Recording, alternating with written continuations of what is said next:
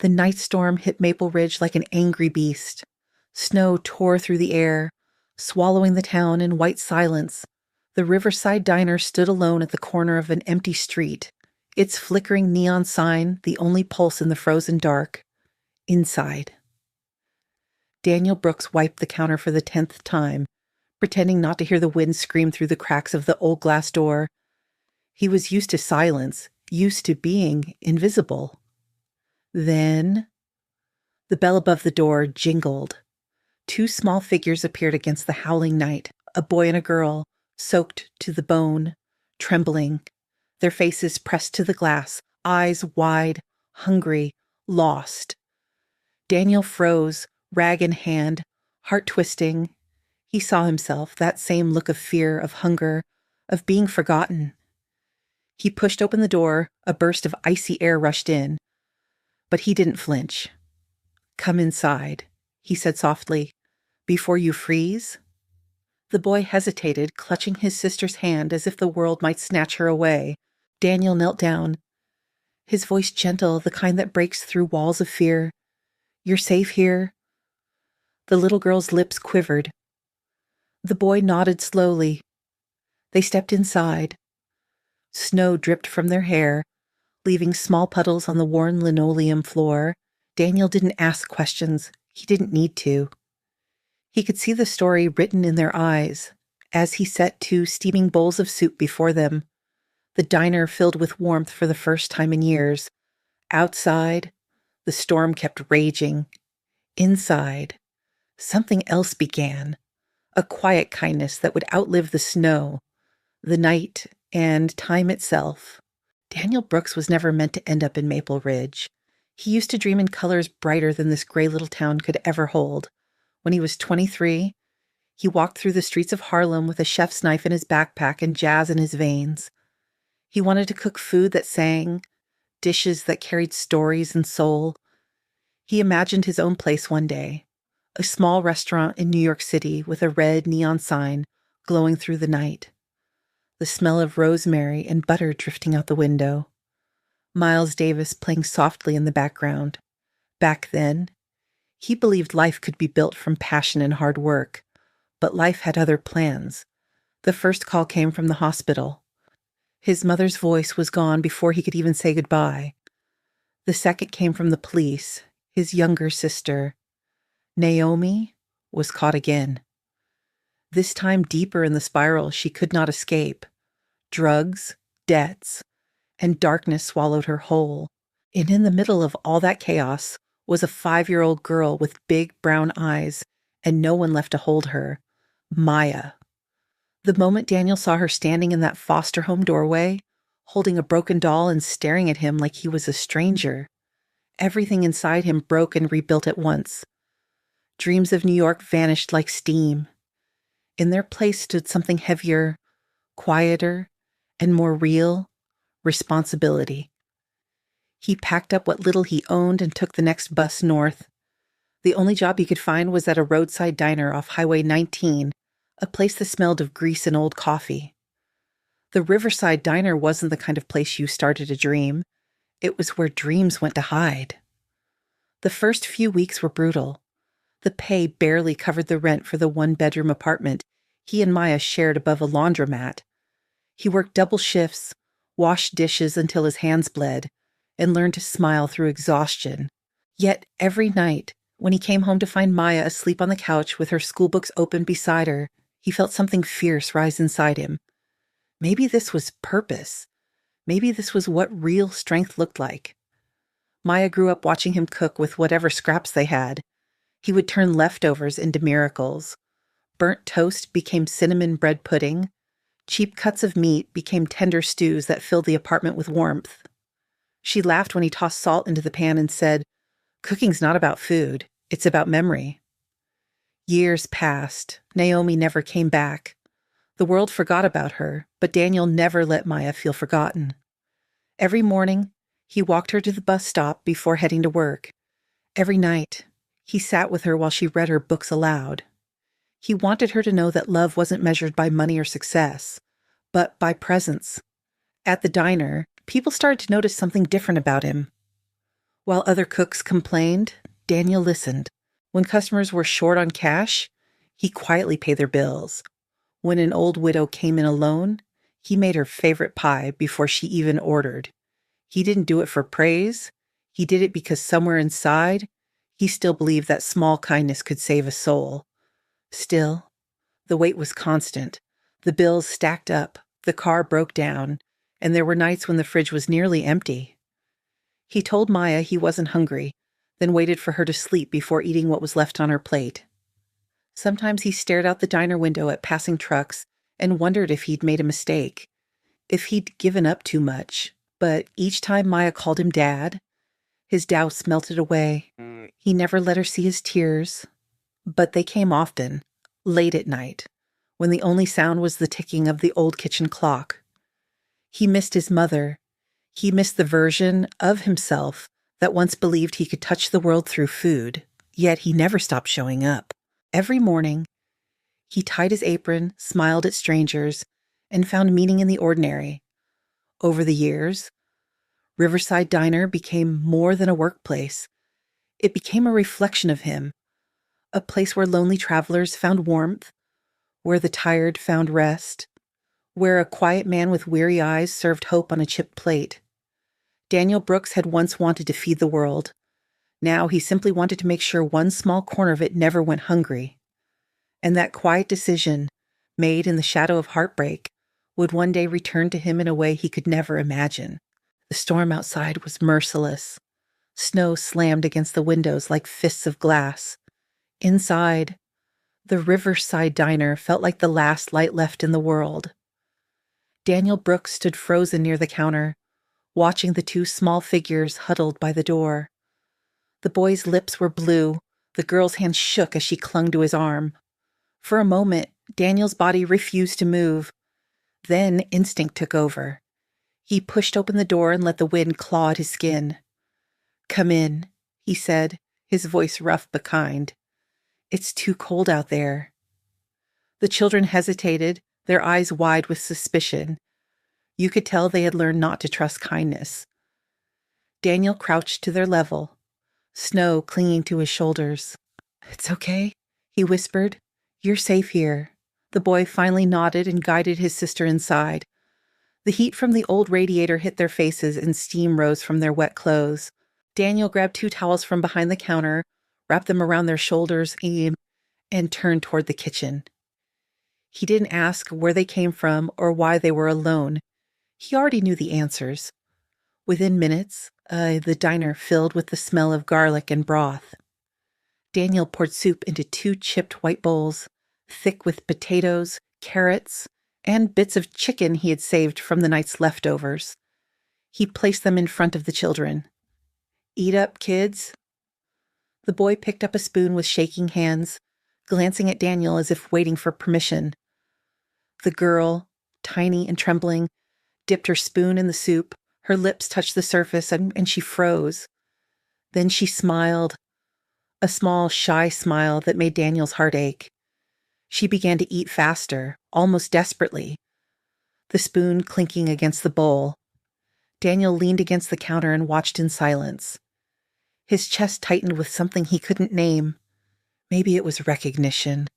Maybe it was memory. Once, long ago, he had been that child. Hungry, scared, pretending he wasn't. After a while, the boy broke off a piece of bread and handed half to his sister. "You take more," he whispered. She shook her head, clutching her half close. That single gesture, that quiet exchange, hit Daniel harder than any words could. He stepped back into the kitchen and grabbed a paper bag. He filled it with 2 sandwiches, a few cookies, and tucked a $20 bill inside. When the children finished, he smiled gently. "You can take these for later," he said. "And if you ever need a place to stay, come back here. My name's Daniel." The boy looked up. "Thank you, sir," he said softly, his voice barely a whisper. The girl just nodded, her eyes glistening. Daniel wanted to ask their names, but he stopped himself. Sometimes people ran because of what they wanted to forget. Sometimes names made it harder to let go. They stayed a few minutes longer, warming their hands by the heater, the girl tracing shapes on the foggy window. Then, as the snow eased, they stood to leave. Daniel followed them to the door, his gut twisting. "You sure you'll be all right?" he asked. The boy smiled faintly. "We always are." The bell jingled as they stepped out into the white night. The door closed and silence fell again. Daniel stood there, staring at the empty booth where their bowls still steamed. He felt an ache deep in his chest, one that words could not reach. He cleaned the table slowly, wiping the crumbs as if afraid to erase the proof that they had been real. That night, he stayed long after closing. The snow outside had stopped, but the loneliness hadn't.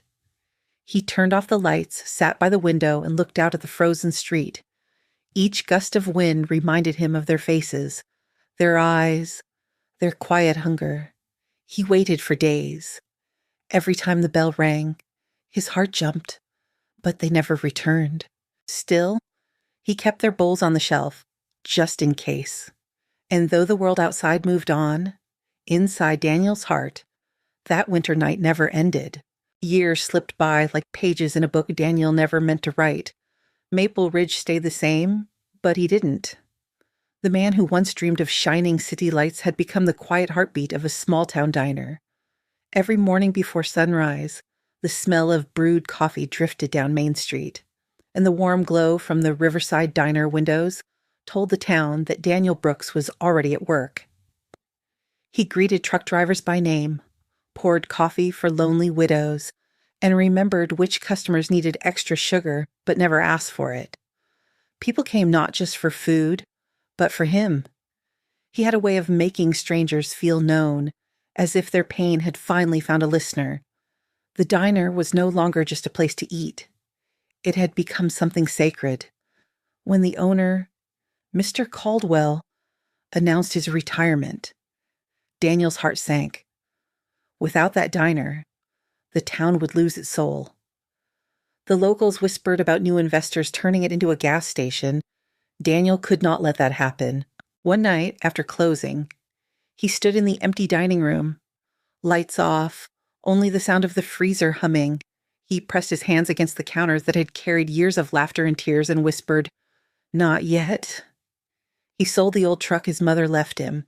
He emptied his savings account and took a loan so risky the banker warned him twice, but he signed anyway. When the papers were done, the diner was his. For the first time in decades. Daniel smiled without holding back. He renamed it Brooks Haven. The name felt right. It wasn't about him. It was about what he wanted it to be. A haven. A place where nobody had to feel like an outsider. The changes came slowly, then all at once. Daniel painted the walls a warm amber, hung photos of the town's past, and replaced the old neon sign with one that glowed soft gold against the night sky. He added a small sign under it that read, "Warm meals, open hearts." On winter nights, when snow buried the roads and no one else dared to stay open, Brooks Haven's lights never went out. Daniel would shovel a path from the door to the sidewalk himself, then cook stew for whoever wandered in. Sometimes it was a lost traveler, sometimes a teenager running from home, sometimes an old man who had no one left. No one left hungry, no one left unseen. Word spread beyond Maple Ridge. Local papers wrote about the man who feeds everyone. Donations began to trickle in, but Daniel never used them for himself. He expanded the kitchen, added more tables, and built a small storage room where people could leave coats, blankets, and canned goods for anyone who needed them. Every Thanksgiving, he hosted a feast that filled the diner wall to wall. Children laughed, veterans shared stories, elderly couples held hands over mashed potatoes and gravy. Daniel stood behind the counter, serving plates with a grin that reached his tired eyes. He never made much money, but somehow the diner always survived. The townspeople said it was because kindness had a way of keeping the lights on. Yet, late at night, when the dishes were clean and the streets were quiet, Daniel would sit alone by the window, sipping coffee gone cold. The wind outside carried the same sound it did years ago. Sometimes he swore he heard the faint echo of a girl's laughter. He never told anyone, but he still kept 2 bowls on a top shelf in the kitchen, chipped, worn, untouched. A reminder of a night that had changed everything. Maple Ridge changed around him. New stores opened, old ones closed, but Brookshaven stayed. It was more than a diner now. It was a symbol of endurance, of heart, of second chances. Daniel Brooks had built something out of nothing but faith and fatigue, a sanctuary born from one man's refusal to let kindness die. And though he never said it aloud, he knew one truth better than anyone. Some dreams don't vanish. They just change shape until one day you'll realize they've been waiting for you all along. The years that followed were quiet, but silence has a way of cutting deeper than sound.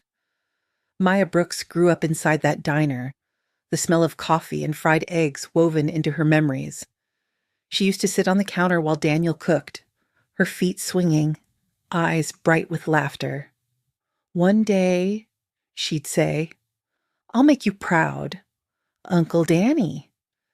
And he would smile every single time because she already had. But time is a thief, and it steals gently at first.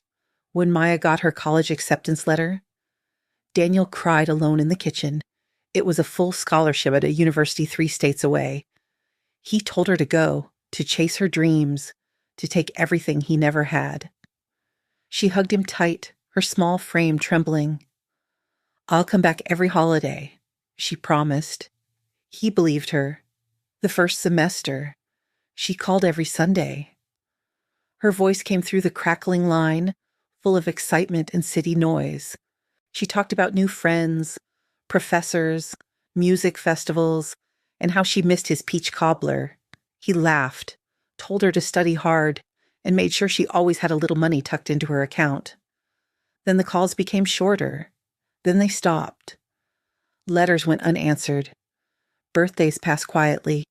He still sent gifts every Christmas, carefully wrapping scarves and books, signing every card the same way. "Love you always, kid." The gifts always arrived at her campus, but none ever came back. No calls, no replies. Daniel told himself she was busy, that this was what growing up looked like. But each night, when he turned off the diner lights and stepped into the empty street, the silence pressed harder on his chest. He kept her photo near the register. It was taken the day she left, her graduation gown wrinkled, her smile wide, sunlight spilling across her face. Some days, when customers asked who she was, he would grin and say, "My niece, smartest girl I know." See, but when the diner emptied out and the laughter faded, his eyes would linger on that photo a little too long. Sometimes at night, he sat by the window, writing letters he never mailed. He wrote about the storms, about how Mrs. Keller's pie burned again, about how the stray cat finally had kittens behind the dumpster. He wrote like she was still listening. Then he'd fold the letter, set it aside, and whisper, "Maybe next time." One winter evening, snow began to fall as he closed the diner. He stood outside, watching flakes drift down under the streetlight. For a brief second, the world felt suspended, as if time itself had stopped. He thought of Maya as a little girl running through snowdrifts, her laughter echoing in the cold air. That memory cut him open and stitched him back together all at once. He went home to his small apartment above the diner. The floorboards creaked. The air smelled of old coffee and faint hope.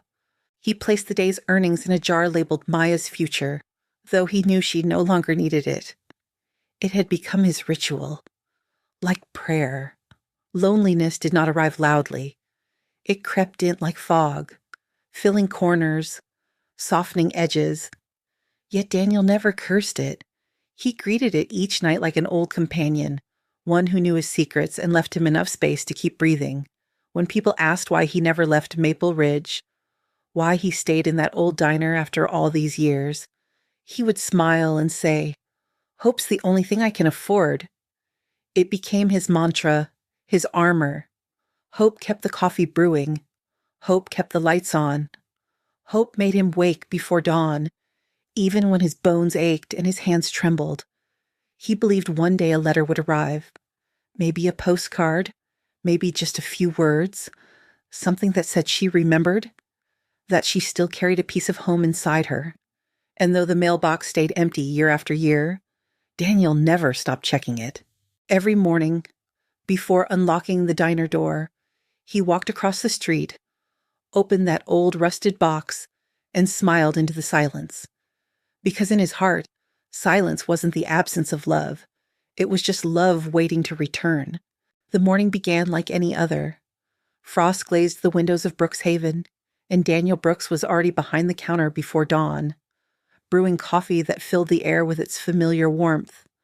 Outside, snow fell in slow, heavy flakes, coating the streets of Maple Ridge in silver silence.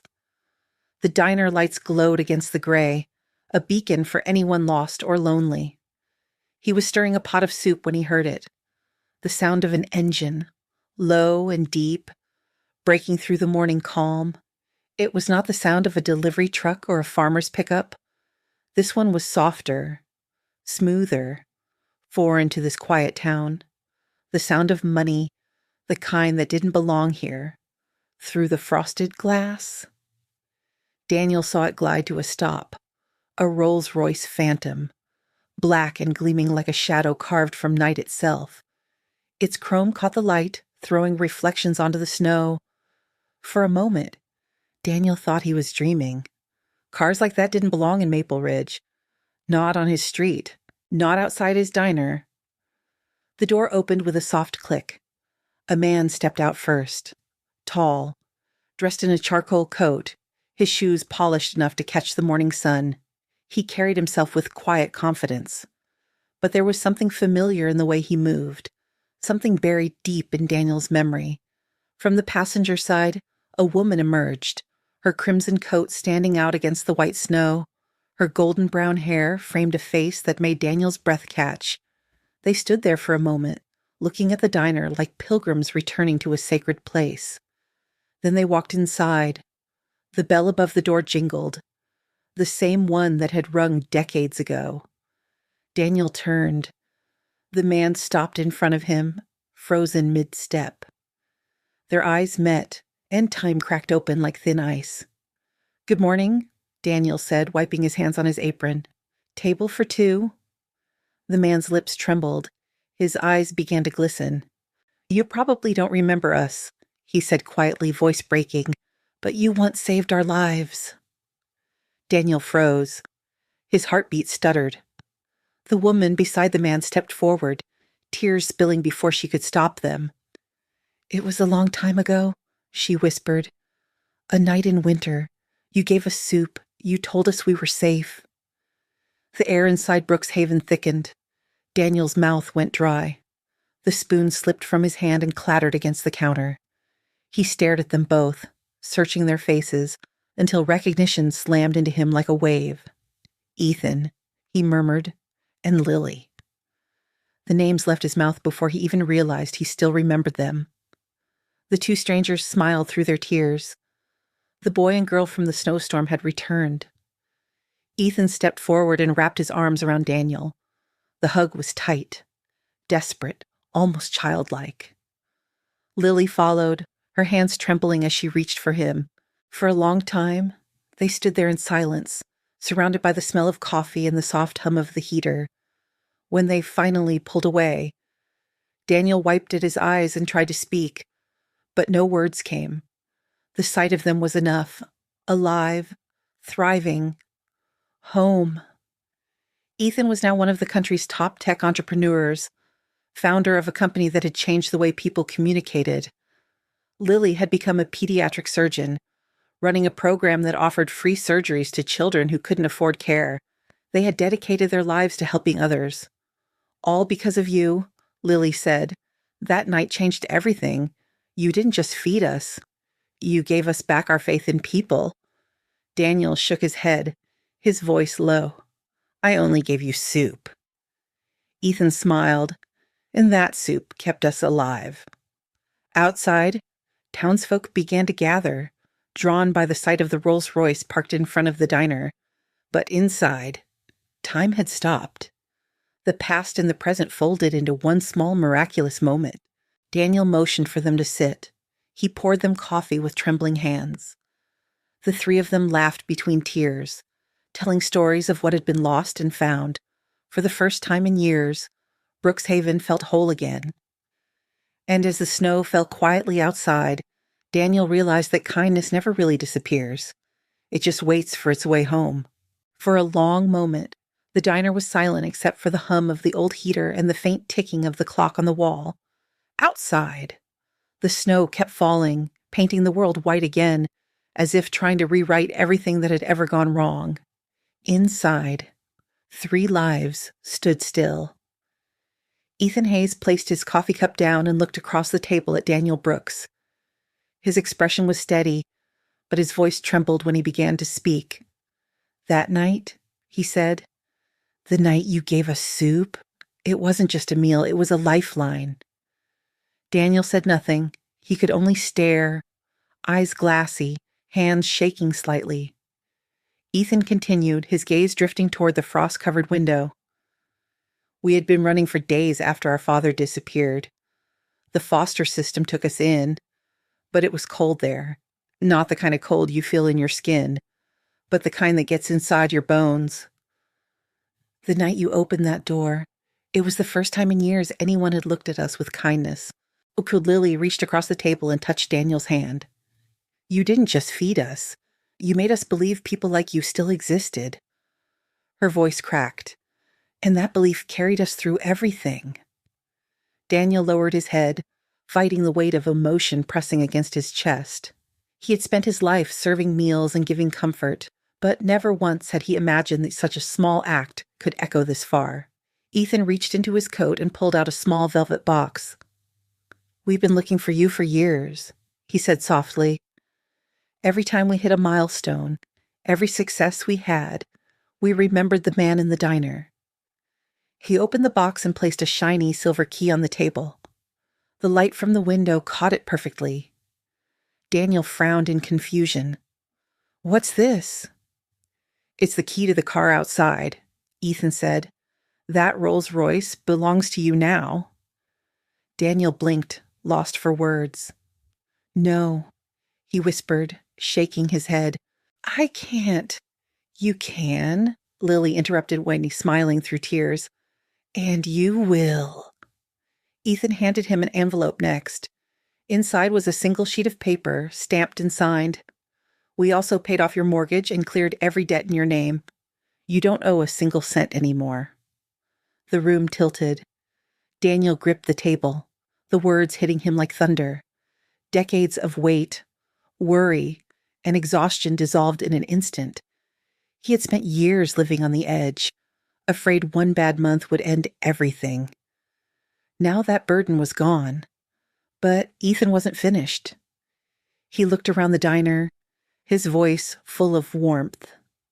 "We want this place to grow, to become more than just a diner, a community center, a place where people can find the same hope we found that night." He reached into his briefcase and took out another document. $2 million, he said, sliding the paper across the table. "It's already transferred. Use it to build, to feed, to shelter, to make Brookshaven into something the whole town can be proud of." Daniel's hands trembled as he held the paper, his vision blurred with tears. "I don't deserve this," he whispered. Ethan leaned forward. "You do, because you'd never asked for anything." Outside, the crowd had grown. Word spread fast in small towns, and soon half of Maple Ridge was standing in the snow, watching through the diner windows. They saw the man who had fed them, comforted them, given them warmth on cold nights. Now they saw him receive something back. Ethan stood and gestured for Daniel to come outside. Together they stepped into the falling snow. The Rolls-Royce gleamed under the pale light, a symbol of full-circle grace. Ethan handed him the key again, this time pressing it into Daniel's palm. "You gave us a beginning," he said. "Let us give you one too." The crowd erupted in applause. Some clapped, some cried. Lily wrapped her arms around Daniel, and he finally let go. Tears streamed down his weathered face as he held them both close. For 22 years, he had given everything he had and asked for nothing. And now, under the same sky that once watched two starving children walk away, he stood surrounded by love, laughter, and snow. The past had returned, not to haunt him, but to heal him. And for the first time in his life, Daniel Brooks realized that kindness always finds its way home. The snow outside Brookshaven had begun to melt, dripping from the roof like the world was finally exhaling. Morning sunlight cut through the clouds, turning the white streets into rivers of gold. Inside the diner, the tables were still crowded with flowers, handwritten notes, and the laughter of people who refused to forget what kindness looked like. Daniel Brooks stood near the window, watching the town that had once pitied him now rise around him like a family. He could hear children playing outside, their voices echoing through the cold air. For the first time in his life, he felt completely still, as if the noise of the world had finally quieted enough for his heart to speak. The Rolls-Royce still sat out front, gleaming in the morning sun, but Daniel hardly looked at it. The car was never the gift. The real treasure was what it represented, the proof that one small act of compassion could survive 22 winters and still return, stronger and brighter. Ethan and Lily had stayed for a week. Together, they helped him draw up plans for the new Brooks Community Center, sketching ideas across napkins while laughing like old friends. They promised to come back every year to check on the progress. Daniel believed them that morning as they prepared to leave. Lily hugged him one last time. "You saved 2 children," she whispered, "but really, you saved us from becoming cold like the world." Ethan placed a hand on Daniel's shoulder and said quietly, "You gave us something we could never repay, so we'll spend the rest of our lives trying." As their car disappeared down the snowy road, Daniel felt no sadness, only peace. He walked back inside and sat in his favorite booth by the window. The steam from a fresh cup of coffee rose before him, curling like smoke in the golden light. He could hear the hum of life-returning dishes clinking, laughter, the sound of the front doorbell. Brookshaven was alive, breathing, eternal. He thought of the night long ago when 2 frightened children had stood shivering outside his door. If he had ignored that knock, if he had looked away, the story might have ended there. But he hadn't. And now, because of one simple choice, hundreds of lives would change. He closed his eyes, his lips parting in a whisper that barely touched the air. No act of kindness is ever wasted. Outside, a little boy ran past the diner window, stopping just long enough to wave. Daniel smiled and raised his hand in return. The boy's mother followed behind. And for a brief second, her eyes met his. She smiled too. The moment was simple, fleeting, but real, the kind of moment that reminded him why he had stayed all these years. The bell above the door chimed again. Another customer entered, another story waiting to unfold. Daniel rose from his seat, straightened his apron, and walked toward the counter. The past, the pain, the sacrifices they had all led to this. A single, perfect truth that he had lived to understand. Because love, no matter how far it travels, always finds its way home. The screen fades to white. Text appears across the snow-filled frame, inspired by true acts of compassion.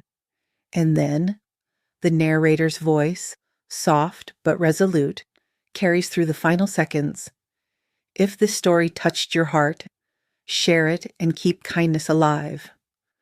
The camera pans upward, showing Brookshaven glowing under the rising sun. The light spills across the town, across the road, across the old man still standing in the doorway, smiling as if he finally understood what it all meant. Kindness had come full circle, and for once the world felt warm again. If this story touched your heart, hit like. Share it with someone who believes in kindness, and subscribe for more real-life stories that prove compassion still changes the world. Join us at Echo of Kindness, where every act of love finds its way home.